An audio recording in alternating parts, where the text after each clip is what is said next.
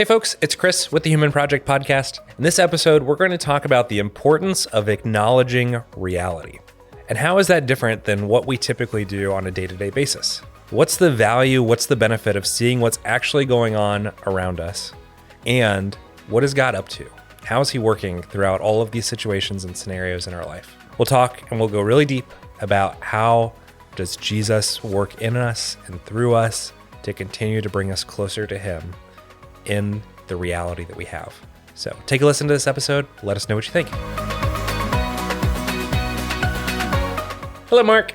Hi there, Chris. How's it going today? It is simply amazing. Simply amazing. Simply amazing. Yes. How about you? Sorry, anytime I hear the word simply amazing, I think back there was when I traveled for drama college, there was somebody that said simply amazing, and it still sticks.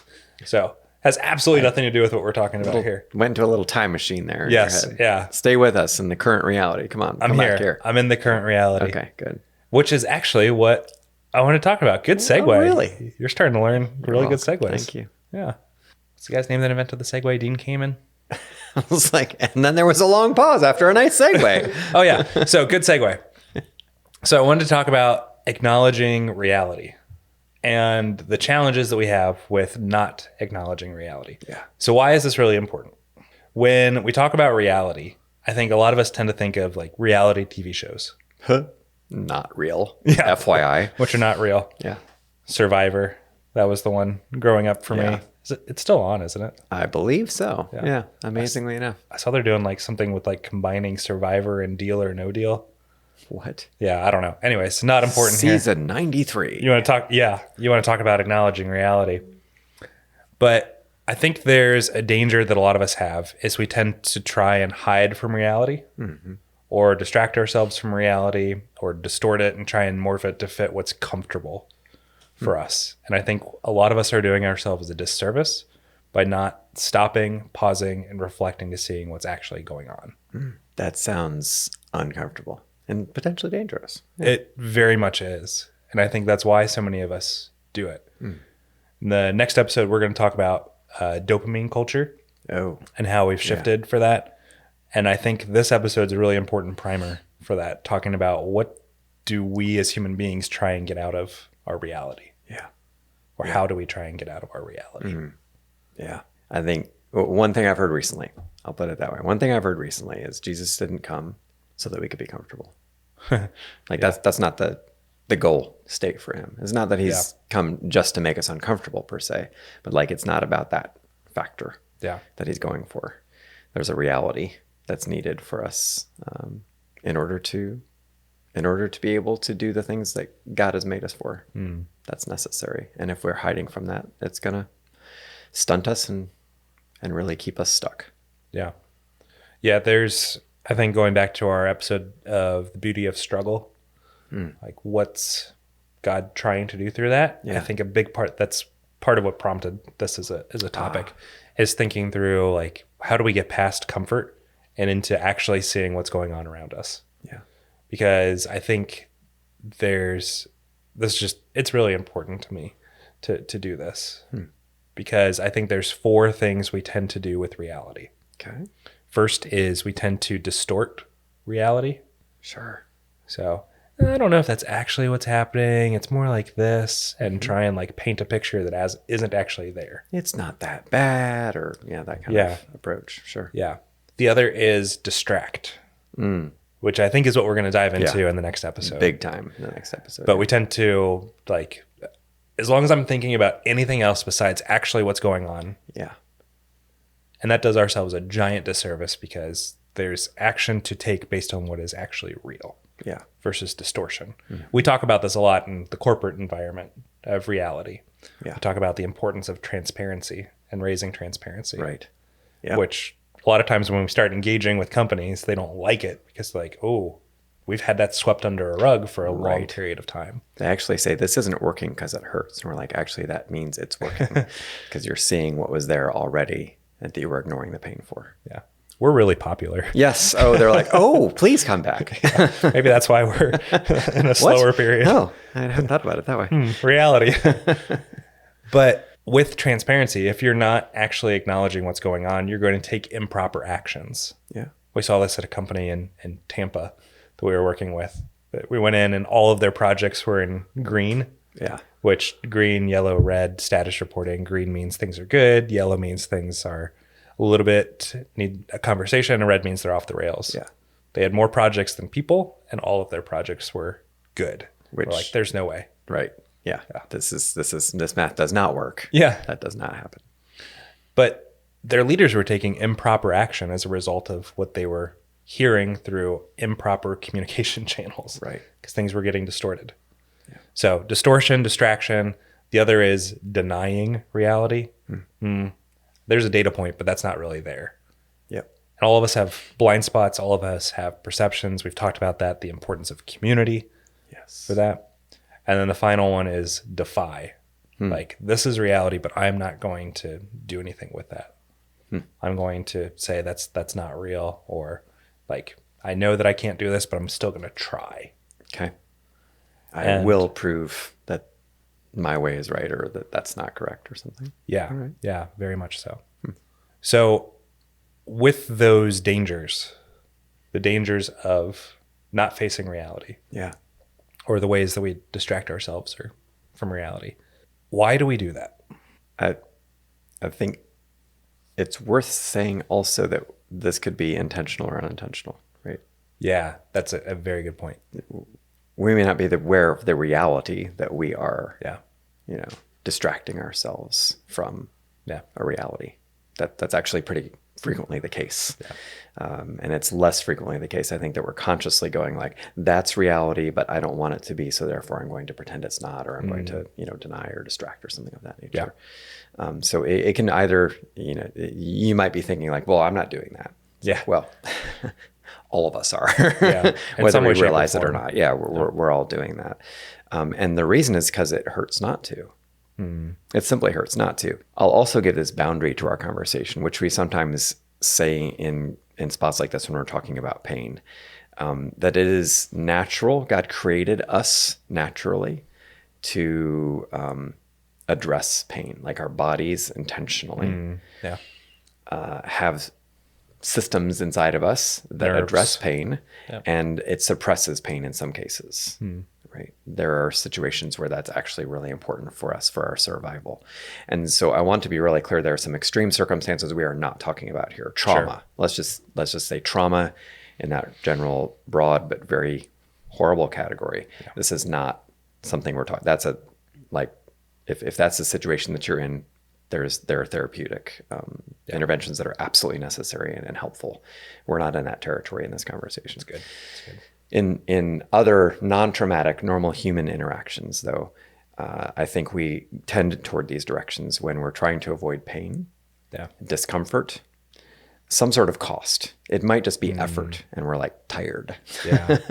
Or we would rather just have something fun at that moment in time. There's a cost of acknowledging reality, because to do that, you have to see what's actually there, and it probably requires action. Right. And what's so intriguing to me about this topic is that there's so much subconscious stuff that goes on in us where we don't realize what we're doing. And I think that's part of what would be really good to explore, is to see like how would then we be aware of something that we're subconsciously doing. Can be pretty tough, but is really important. On that note, for those that want to explore that more, there's a great book by Nobel Prize winner Daniel Kahneman. Not pulling, I guess this is a book reference. It is a book. It counts. Okay, what do you fine. want in the world? How could that not be a book reference? Yeah, it is. I'm trying to get past it. Why are you avoiding a book reference anyway? I'm avoiding reality of making a book reference. But it's a book called Thinking Fast and Slow. And in it, he talks about two types of thinking in our brains.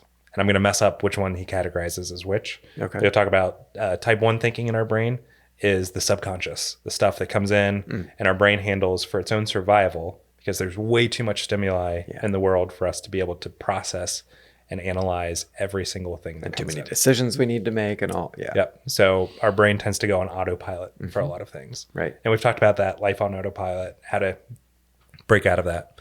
But the other type of thinking is the cognitive, like the time and space that we create to think through and process and reason through something. And the danger of reality is too much falls in the first type of thinking, that we don't pause and think and bring into reality and into the things that we need to be thinking about, that second type of thinking. Yeah. Which also brings up a kindness to ourself, I think, is that there's an extreme here that we're not inviting people into either. And that is like, make sure every piece of reality is always in front of you all the time. Like, well, again, God made both types of thinking intentionally. So we're not going to be able to handle that. Our systems are not made for that. So this is more of a slightly nuanced, but still, I think, pretty powerful and clear invitation to say, what is the reality that I'm not paying attention to that's most important for me to tune into? Yeah. God, where do you want my focus that I am ignoring or distracting myself from or outright denying? Yeah. And you see themes of this throughout Scripture. Like the first one that comes to mind for me is David in Psalms when he's saying, search me, O God, and know my heart. Like this is not something that we do individually. This is one of the reasons why community is so powerful, because we can tend to suppress reality a lot. Right. And having people that are willing to be kind to us in our life, that they can call it the blind spots that we have. Right. There's this fun little exercise we like to do in class of like putting your hands behind your head and staring at somebody else while they're doing it. And we say everything back here is a blind spot to us. Yeah. Because we can't see it. Yeah. Yeah. So we all have blind spots. But and you so can see my hands behind my head. Yes. Yeah. So we can see other perspectives and other blind spots for other people. All you have to do is like get in a relationship, or let's just say like get married. Yeah. Specifically, it's a more intense version of it. And you start to realize that the closer the relationship, the more it reveals reality and different perspectives to us that will help us be willing to acknowledge reality.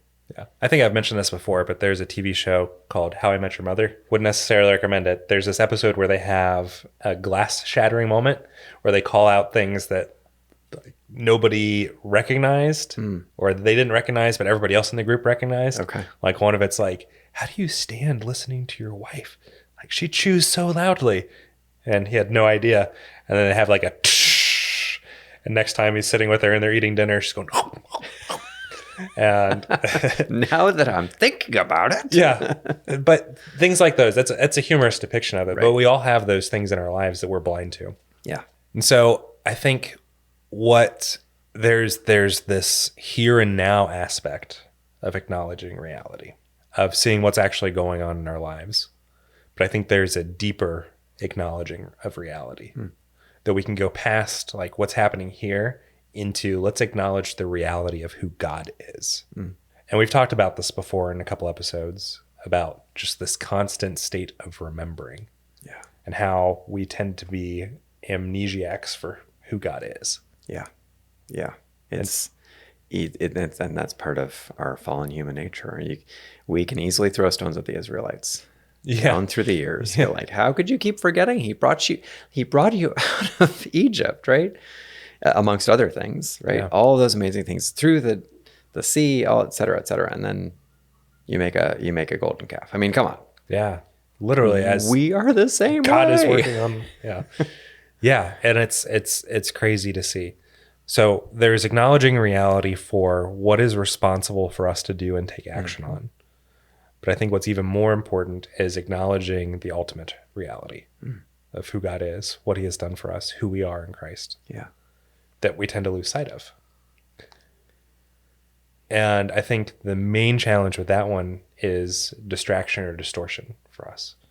Or it could be any of them, any of the four, denying or defying. That we tend to say, God's came through for me before. Yeah. God provided when there was no other way to provide. But now, God's not going to do it. Because God's maybe like this isn't as important to Him as it was before. And so we tend to twist things in and of ourselves. Yeah.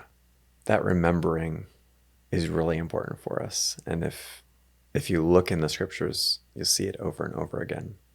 It's a lot of what the prophets are inviting Israel into, sometimes very harshly, sometimes more gently. But that is a key component. It is a community aspect and an individual aspect.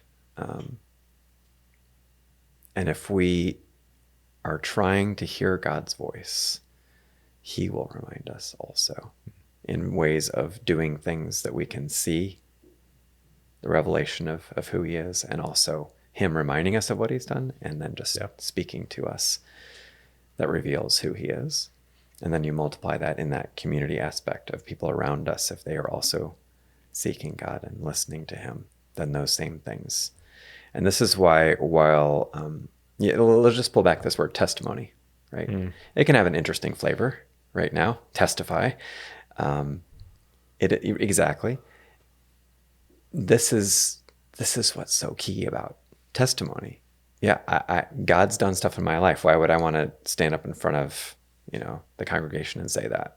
Why would I want to tell that to a friend? Because we need to be reminded of the reality of who God is and how he has shown up. And to hear that from a different perspective than my own broadens my perspective, reminds me of a different aspect of God that maybe I haven't experienced for a while, or I've just simply forgotten. Yeah. So call it what you want. Again, I know testify might have an interesting flavor to it, but that core, that's why that's a critical practice for us in community, is to say, hey, what's going on? So we recently had our community lab night for Human Project, where we just get together in our community, our volunteer crew that, puts on the classes and people who have come to classes. So let's use our skills. Let's be well with each other. Let's listen to each other, help each other through hard things. And my wife, Christine, was in a group of 3 at this last community lab just last week. And they sat down and they're like, anybody have anything they need, to wrestle through or anything? And they just kind of stared at each other like, nothing horrible. No, it's not really tough for any of us. And finally, after a bit of silence, Christine said, why don't we just share what God's doing? Right? Yeah. Just say, here's what God's been teaching me, or where he's been bringing me, the journey we've been on recently. And so as they went around, just the 3 of them, just sharing that's testimony. Yeah. If I put it back in that term I was using a minute ago, it really opened things up for each of them. And they walked away so encouraged and re-strengthened just from hearing the other 2 people in their group talking about how God was working. And it wasn't all just like, God was so amazing, money fell out of the sky or whatever. I mean, it wasn't all just like super amazing things. It was just real, and it was God at work. And that is encouraging. That is a beautiful picture of community and what remembering and reality of who he is brings to us. Yeah. Yeah. It reminds me of our Reawakening Wonder episode, where just pausing and thinking and stopping and saying, God, what are you doing? What's going on here? Who are you? And how are you manifesting that and showing that in this? Yeah. And I think that's really important, is the community aspect of it. So in the here and now reality, it's trying to remove the distraction, the distortion, denying or defying reality. I would say even get curious about those things. Like, for example, when I just really want to binge a Netflix show, which doesn't happen too often, but sometimes it does, right? Or for some people, it's when I'm just scrolling, I've been scrolling on social media for 30 minutes or whatever. Yeah. Like, what's going on? Find those things that you do where it might be distraction, or it might be distortion, or it might be denying or defying. Ask your friends, ask your spouse, ask your close companions on this journey, what might that look like? And then when you see yourself doing those things, get curious. What's going on here? Is there something? I mean, maybe there's nothing. Maybe it's just like, sometimes that for me, if I'm starting to get sick, and I'll just want to watch a documentary. I know that sounds weird, but that's just me. Like, I want to watch a documentary. No, History Channel is amazing. I love the History Channel. And that's okay. That's fine. I'm sick. Yeah. That's a way of me resting. At other times, for me, that is, I'm trying not to pay attention to something that would be good for me to pay attention to. So that invites me into something deeper than just saying, I'm going to stop watching Netflix, which is another way you could do it too. I'm just going to kind of stop watching Netflix and see what gets uncomfortable. Oh, yeah. Yeah. There's also, we have a class specifically for this. It's called Renewing Your Mind. And it has to do a lot with what are our thoughts and what are our beliefs, and how is that either different than what God intended, or how am I using that in a way that's not healthy for me or the community around me. So would recommend checking that out. Yeah. And we dive deep into both the temporal, the here and now, as well as like what is the real truth? What is the real belief? And what is the real thing that I want to think and replace this with? Right. About who God is. So. And my passionate plea for that one that I'll bring right back to this topic as well is that is actually salvation being worked out in us. Right? Yeah. Because that is acknowledging our ultimate reality. Yeah. Jesus didn't just come and he could have, and it would have been amazing. I'm not trying to, diminish it at all, but he didn't just come so that we could be saved once. He came to save all of us and keep bringing a salvation deeper and deeper into our lives and our hearts. Yeah. And when we are denying reality, we're actually blocking that work of Jesus. Yeah. That's how serious it is. Yeah. That's how serious it is. So while it may sound scary to actually acknowledge reality, there is richness, there is beauty, there is wonder to actually see what's really there. Right. And it's worth the cost of not letting things just go to the first type of thinking, but pulling them into the second type of thinking to acknowledge who God is and how he's working in my life. Right.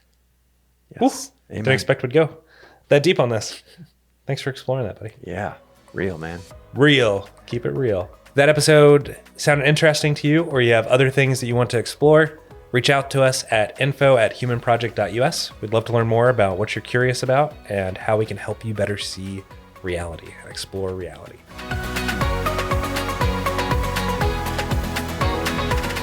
Hey folks, thanks for tuning in today. Our team is made up of myself, Chris Conlin, and Mark Wavle, and our lead editor is Derek Donley. We're a crowd-funded nonprofit. Our free resources exist because of your generous support. To learn more about us or to check out the classes that we talk about here, visit us at www.humanproject.us. Thanks for joining us on our mission to bring 1 million lives closer to the fullness of God's design.